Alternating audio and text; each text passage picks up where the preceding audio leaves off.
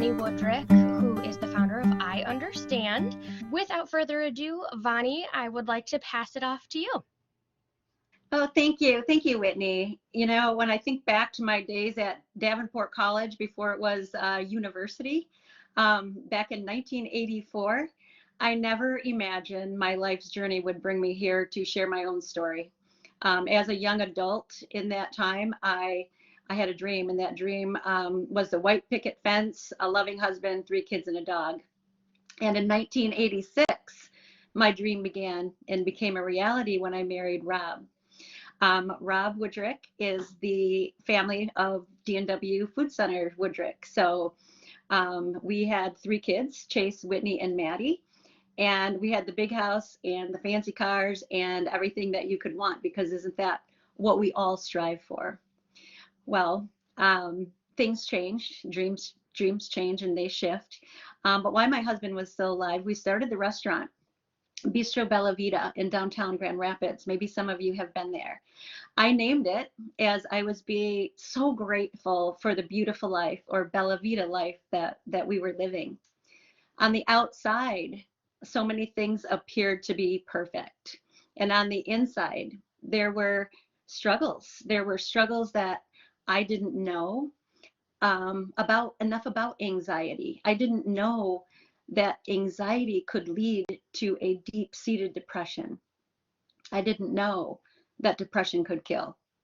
So I'm Vani Woodrick, founder of I Understand, and I'm also a podcast host to Behind the Smile podcast. I have 2 books, a book that I wrote before Rob's death. It's a children's book called Marshmallow Clouds. And my current book, I Understand Pain, Love, and Healing After Suicide, and 2 more coming down the road. But I truly believe, and the founder of I Understand, and I truly believe of bringing the conversation to everyday places to reduce the stigma and judgment that's associated. So I'm so grateful to be here to bring this conversation to the forefront. And I want to thank Davenport alumni for allowing me here today to share my stories. I'm not one that will share a lot of statistics with you. There will be a few. I'm not into graphics and infograms, probably because I started my career, if you will, at age 50 years old. Once my kids were old enough, I have accomplished all of this, not out of education, but out of life and life experience and a passion to make a difference. But my hope today is that I leave you with an understanding that will prove that you're not weak, you should seek help, and that you're not alone in your feelings. And also hoping to change the views and narratives surrounding suicide. I have experienced the feelings of judgment associated with mental brain health illnesses for almost 2 decades. The pain and the insecurities and hidden truth cause so much inner suffering to anyone that lives with that continuous pain or has experienced the devastating loss to someone to suicide. We are losing almost 1 million of our friends, family members, and coworkers each year worldwide to suicide. But yet we continue to act surprised when it happens. The most difficult part of my after loss journey was, how do you tell your kids how their dad died? How do you watch your kids grow up without their dad? I thought suicide was something a crazy person did, but my husband wasn't crazy. He was kind, loving, gentle, and fun. He loved us, and we loved him. He made us laugh, we made him laugh. But he lived with anxiety that could turn into debilitating depression. I didn't know that depression could kill. I didn't know because we didn't talk about it like that. My husband was 4th generation suicide. He didn't choose depression, nor did the 3 generations before him. Yet the effect of depression is considered a choice. Do people living with other illnesses choose their illness? Do they choose to die when their organs, blood, or bones fail? I began to ask questions that I noticed many were not asking. Why is the brain the only organ in our body that is judged when it fails or becomes weak? Why do we talk more about the act than we do the illness? And why do we judge mental brain health illnesses, yet grieve suicide? I'm still in search of those answers, and I found myself to be very alone after my loss. Most didn't understand and offered advice given not experiencing what I had gone through.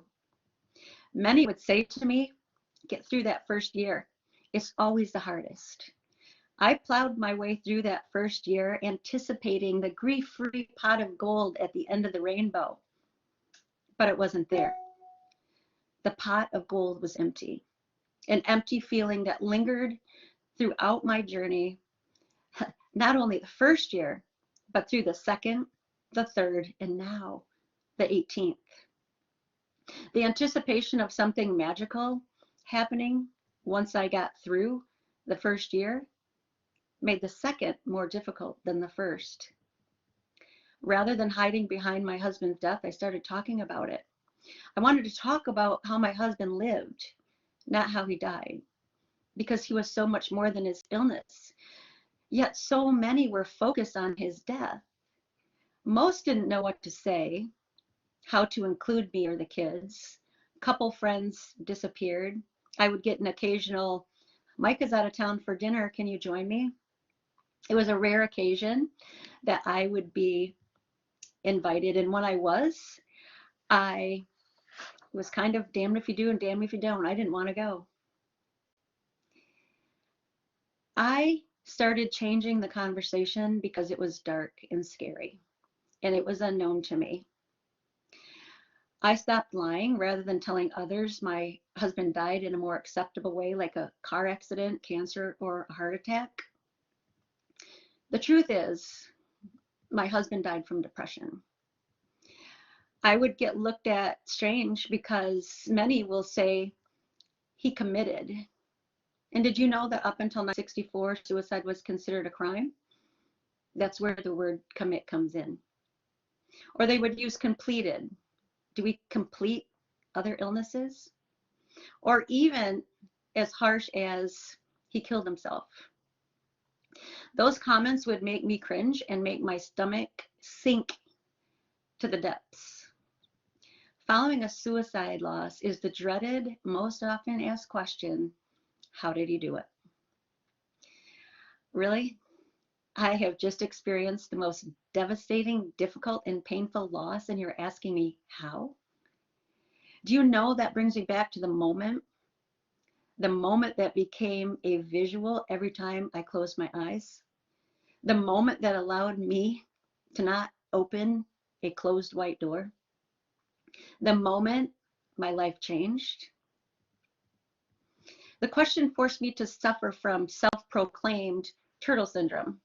I would head out into reality and, having to go to the grocery store or pick up one of the kids, and I would get the look of shock, not knowing what does someone say to someone whose husband just killed himself.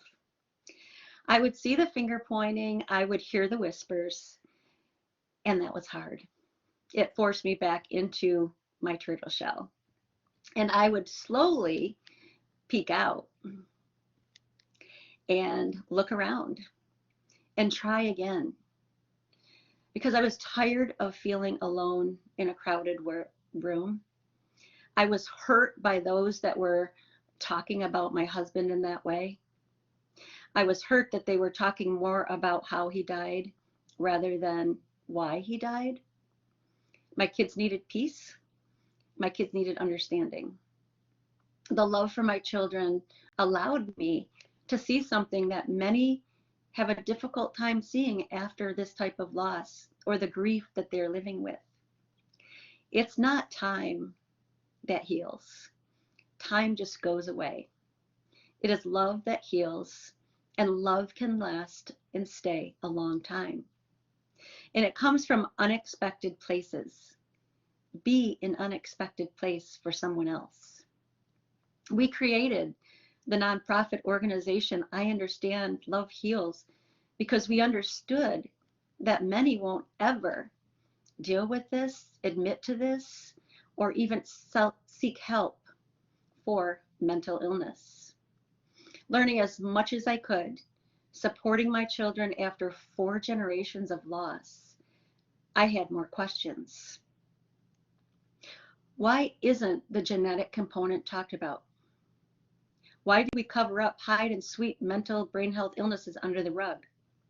Why don't we say brain illness? Because isn't it our brain that is in pain or not functioning properly? And here's a statistic. The CDC, the Center for Disease Control, states that over 54% of those who die by suicide do not have a diagnosed mental health illness. Yet 90% of those who die are living with depression. Does that even make sense? Why aren't we talking about what causes depression? Why aren't we talking the pain that so many people live with? As I believe pain is the common denominator of all suicides. And where does that pain come from? It comes from bullying. It comes from isolation. It comes from fear. It comes from physical pain. It comes from financial loss, heartbreak, something that we all have dealt with at some point in our life. Doesn't that make us all at risk? Depression is an illness. Depression is treatable. Like all other illnesses, it's interesting how every other illness, except for the one that's in our brain, can be terminal. We even know now that the flu can be terminal. Then why can't our brain suffer from a terminal illness? Is our brain perfect? Is it disease-free? We need to change, and we need to change today and now by how we think and how we view suicide and mental brain health illnesses. My husband had an illness, and I didn't know that depression had this deadly effect. Once I did, I was able to take some of that guilt away because I knew he didn't choose his illness. So therefore, how could he choose his death? Didn't he just want his pain to end? But in the end, my husband left me with the gift of passion. And it took me a long time to feel this passion. But once I did, it ran deep. And it's a very, very bittersweet place to be, knowing that I had to lose Rob to find it. And it's a passion to remove the stigma and judgment, change the views and narratives surrounding the topic, freeing those who are struggling to seek help, to remove guilt from those who have lost, because as we understand, love never dies. It grows stronger. And we want to talk about them, but we want to talk about them for how they lived, not how they died. Talking and sharing your feelings is key to reducing stress, anxiety, and depression. Many of our friends dismiss our feelings when we do open up and say, you'll get over it. What do you have to be depressed about? Or things will get better. Or they just start sharing their own struggles, never allowing you the chance to share yours. Do you have a fear of appearing weak or losing your job if you share your truth? Are you supposed to be the strong one, helping others during their time of weakness? We all must advocate for ourselves. And by doing that, we can get through this together. There's always somebody that will listen. One of the most difficult moments after my husband lost was he was in the hospital for 4 days, and I arrived at the hospital along with 2 police officers. I was brought into a room, and to this day, the vision is very clear. It was dark, lit up only by the light from the window. And I was asked to sit down and asked a series of questions. Um, I was asked uncomfortable questions.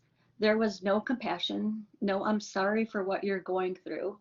But I was made to feel that I was a suspect in my husband's death. It was brutal. Brutal for someone that was so confused, in shock, experiencing trauma. And a part of me was in denial of this whole situation because wasn't this a dream, or should I say nightmare, that I was living in? Wouldn't I wake up? What happened to my dream of my white picket fence? I wondered how long questioning would go on until finally my mother-in-law said enough is enough.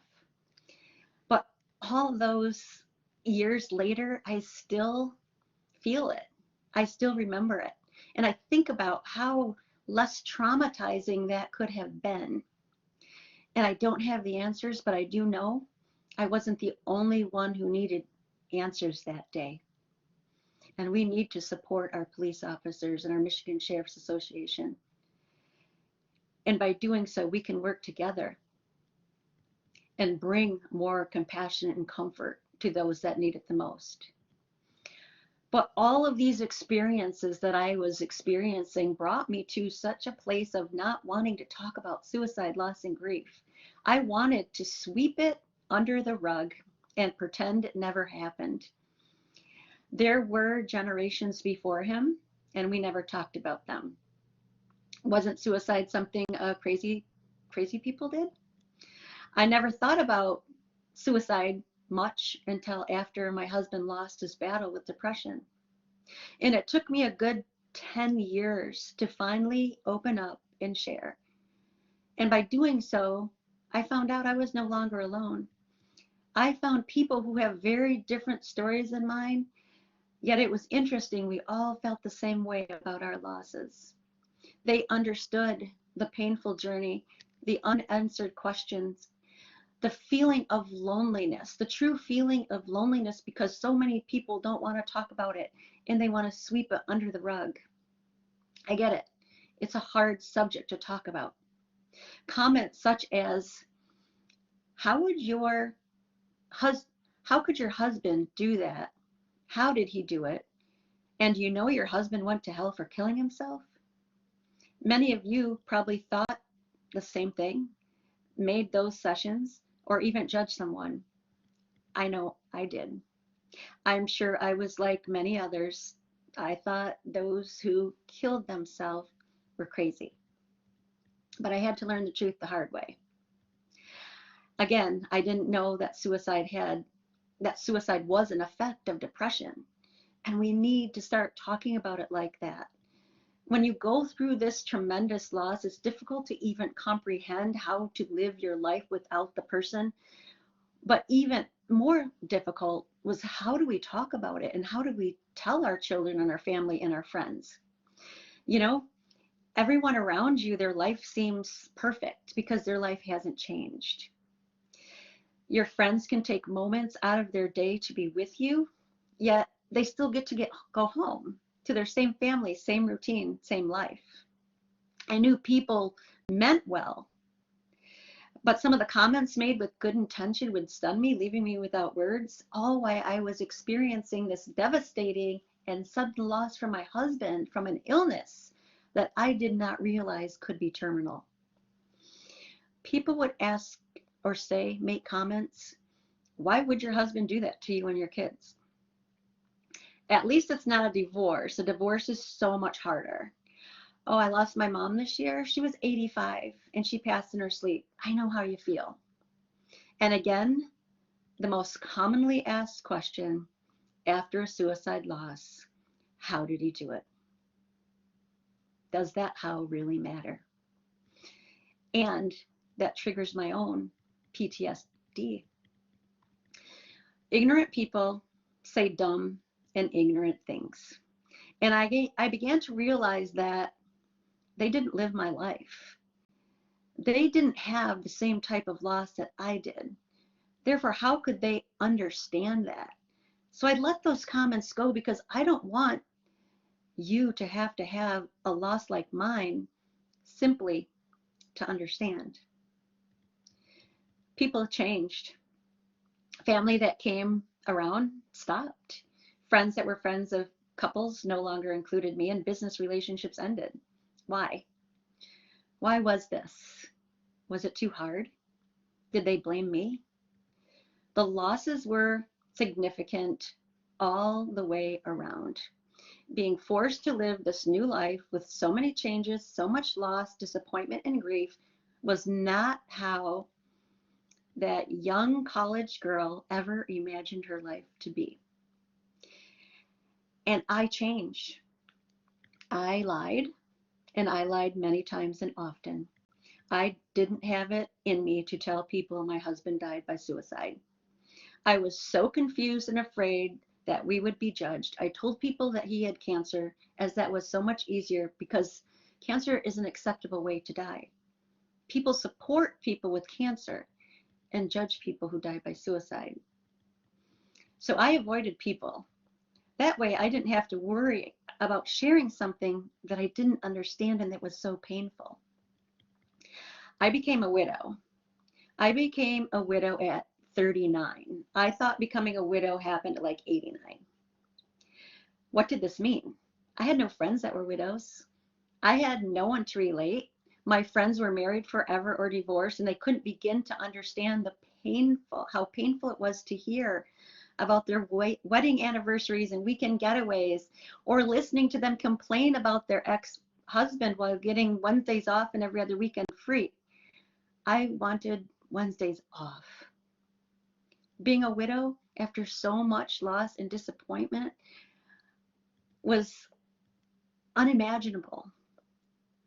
And that made me begin to worry more. And I would worry about every day about everything. Mainly, would depression set in and take control of one of my kids? I began to worry about the fifth generation, the sixth generation, and so on. My heart broke. I mean, it literally broke. Feeling as if an elephant was sitting on my chest, I Googled heart attack in women. And with any chest pain, you were advised to go to ER. So I did. I was immediately admitted into the hospital due to a heart attack. I was told I would head to surgery the next day and a stent would be put in to prevent future blockage. Well, I was put on an operating table, shown a cartoon version of the procedure, cartoon version of the book, of a book that explained the procedure, and I was put to sleep anticipating waking up with a stent in a vessel. But that didn't happen. I woke up. I was told my arteries were clean. There wasn't any blockage. Therefore, there was no need for a stent. But that's when I was told I had broken heart syndrome, also known as cardiomyopathy. My heart was damaged from continuous and traumatic stress. The doctor said to me, I don't know what you have going on in your life, but you need to change it. It's hard to understand the impact that traumatic loss has, continuous worry about the kids, and the potential effects new relationships can have on you. This was a wake-up call for me. And I began asking myself a lot of questions. Why am I not taking care of me? Why do I put everybody else first? Why am I allowing people to take advantage of me? And why do I continue to surround myself with broken people? Maybe some I think that I could fix. Well, perhaps I couldn't fix Rob. So I tried to fix other people. And I asked myself a lot of questions and needed to change my life and change again. So I did. Today, I recognize the importance of me, and maybe for the first time in my own life, I'm making me a priority. And I'm living proof that it's possible to pick up the pieces and heal a broken heart. When we protect our hearts by opening up and sharing your own feelings and thoughts and stories, healing begins. I stopped lying about my husband's death and I started speaking the truth. You mention the word suicide and people turn their heads and say things like how selfish he was. How could he do that to you? And again, the most commonly asked question, how did he do it? Those are all triggers. But it is because of the many times that question was asked that I set out to change the definition of suicide. I have a definition petition online because isn't it time we start talking about the illness rather than the act? Think about the different conversation we can have if I change my answer when you ask me, how did your husband die? And I say, rather than he committed suicide, he completed suicide, or he killed himself, what if I answered, he died from depression? What a different conversation we can have. I can talk to you about the signs and the symptoms of depression rather than the act. I wouldn't have been able to get where I have gotten without that gift of passion that he left behind. And I think about if I didn't accept my husband wasn't coming back, if I didn't accept that my having it all was changing, and if I didn't accept I was a widow to 3 young kids who are now fatherless, I could be on a totally different path, an unhealthy path, one that could lead to self-medication and so many other things to ease that pain and grief. But the most and many heartbreaking moments on this 18-year journey after loss is watching my kids grow up without their dad. We have had to accept every occasion, birthday, graduations, weddings, Friday night pizza parties. We knew they would be hard, but hard is an understatement. Through acceptance, we have been able to move forward to a place that allows us to focus on the time that we had and appreciate the moments we were able to share, and not ever letting my husband, my kids' father, be defined by how he died, but rather talk about how he lived. We know that we can continue the conversation, that we will work hard through I Understand to bring the conversation to everyday places like this one to reduce that stigma and judgment. I am surrounded by people who know they don't have to be alone in their struggles or their loss anymore. And these people are like family, a community that accepts and loves each other for who they are. And illness or struggle doesn't matter. The color of their skin doesn't matter. The kind of car they drive doesn't matter. But what matters is I surround myself with those who share that same passion to make a difference and who recognizes the need to take place in the acceptance of our individual stories and the beauty of understanding the true meaning of unconditional love. What I hope for each one of you, you find your own passion, change what needs to be changed in your life to make it the best that it can be. Accept your journey, your path, because no matter what your circumstances are, it will bring you to the place that you are meant to be. I didn't want to be here, but I know this is where I need to be. And discovering the difference between needs and wants have been one of my life's greatest lessons. The dream changed. And now I dream of a stigma-free and judgment-free world, changing the narratives and changing the conversation through a definition petition. The light at the end of the tunnel, I can see it. I know Rob is with me every step of the way. Rob was one of the most passionate people that I know, and I know he left me that gift because I experience and I feel it, and I have that passion that runs deep to make a difference, to take an avoided topic and talk about it, and to bring understanding to something so difficult to understand. Some of the things that I Understand has done based on my lived experience is funding the first in the country nurse specializing in mental health in a traditional hospital setting at Helen DeVos Children's Hospital. Ashley was able to train 11,000 Spectrum Health workers and screen 1,100 children for suicidal ideation in 1 year. Having a child on the autistic spectrum, it was important to me to recognize the needs of autistic children. We have funded the first in the country, we have funded and created a sensory room at the same hospital to provide comfort and calm for those children on the autistic spectrum who are at risk of harming themselves or others.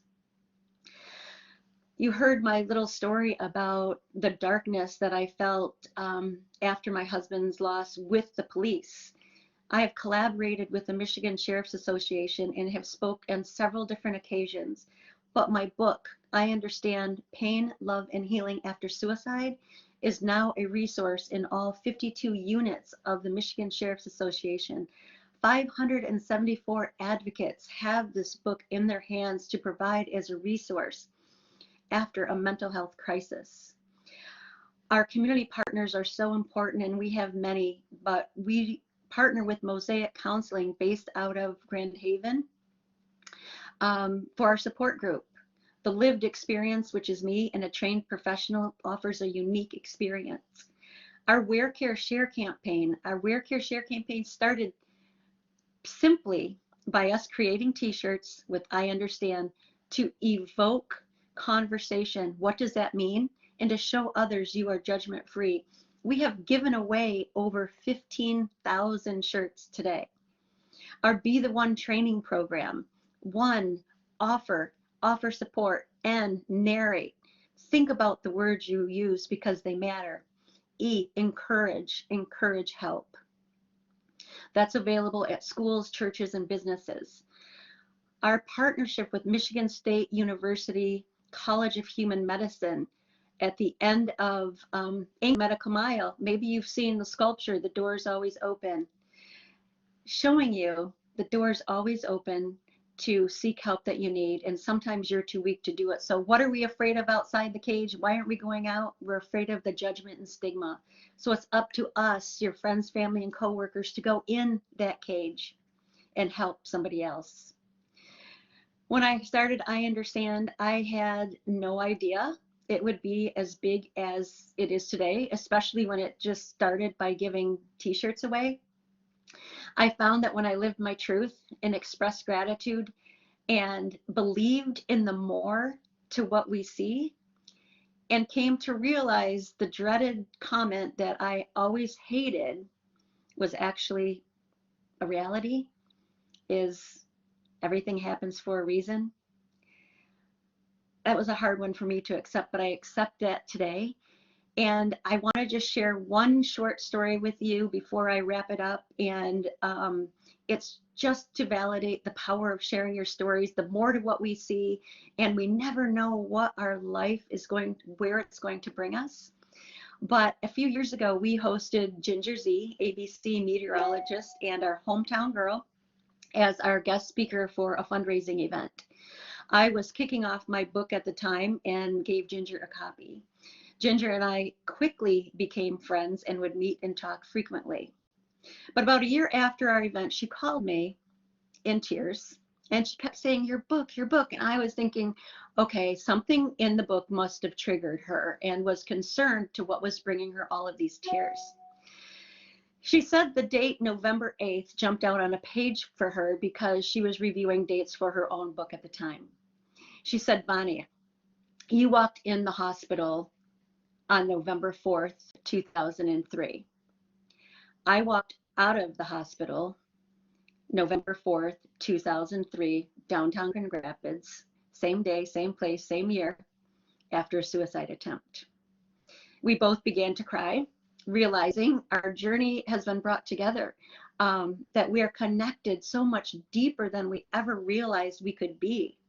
And it validated our work that, some things we may never understand, but if we can see that light at the end of the tunnel, the silver lining, and if we can share our stories and discover the power that sharing our stories has, that doesn't mean you have to write a book or blast it out to the whole community. It's finding that one person that you feel may need to hear it, and by doing so, you may release your own prison. And I hope today that I brought you some understanding to something difficult to understand. And I really want to leave you with, if you are struggling, there is help. 1-800-273-TALK. And I want to assure you that the world is a much better place with you in it than without you. Thank you. Vani, thank you so much for sharing so many um, really brave details of your journey. And I will be sure to share, there is a wealth of really inspirational messages. I'll share those with you. Before everyone signs off, I'm putting Vani's I Understand website in the chat box there. I know that Vani had mentioned her definition petition that's on the website, some support groups, so feel free to go check that out. Follow her and I Understand on social media. And before we wrap up, I would be remiss if I did not mention that here at Davenport, we have always cared about our students' health, including mental health. We have a partnership with Pine Rest for our students and also for our faculty and staff. It is part of our benefits to have some of those resources available. So to wrap this up, again, Vani, I can't say thank you enough. This is recorded, so the recording will end up on our website, our Davenport Dialogues website. You will be receiving an email with a survey and the link to that video. We kindly ask you to please fill out that survey, and we look forward to the next episode of Davenport Dialogues. Thank you so much, everyone.